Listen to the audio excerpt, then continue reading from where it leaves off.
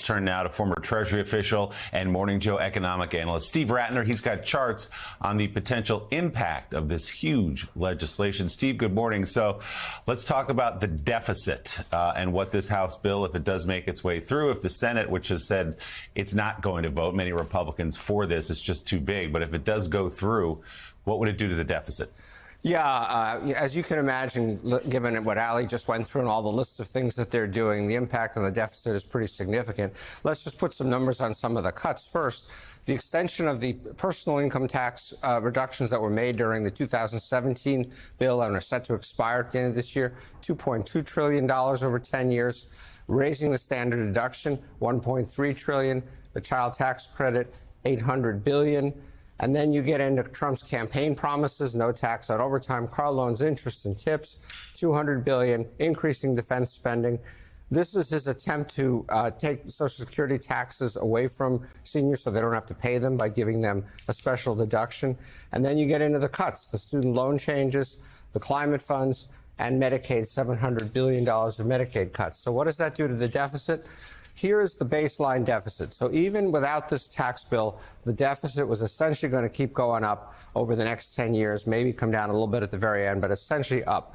Then you add in the tax bill that we just talked about, including the fact that they've played the same gimmick they played in 2017, setting up some of these things to expire. And that would make the deficit impact higher, but not as high as if you made all this stuff permanent. The record of Congress, stuff almost always gets made permanent. And so somewhere along in here, they will make this permanent and we'll end up on this line. And this line is something like $25 trillion of additional debt. Now, I do want to say that the other thing that happened yesterday, not as visible and consequential as these House votes, is the fact that the Treasury yields went up very, very sharply yesterday. The Treasury sold some 20-year debt. It didn't go well. The 30-year Treasury bond is now above 5%. What does that mean? That couldn't, well, it means higher rates for mortgage originators and things like that. But what it also means is potentially the bond market's starting to say potentially $25 trillion of new debt over the next 10 years is more than we can absorb comfortably. Yeah, Steve, it can't be overstated the importance of the bond market potentially weighing in here. Let's turn to your second chart with the headline simple but stark and telling. Tax cuts for the wealthy, spending cuts for the poor.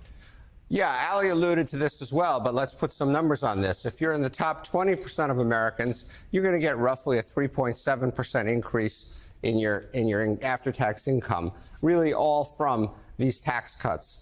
But if you go all the way to the bottom and everything in between essentially leads you to the bottom, if you're in the bottom 20%, you actually lose $800. Why do you lose $800?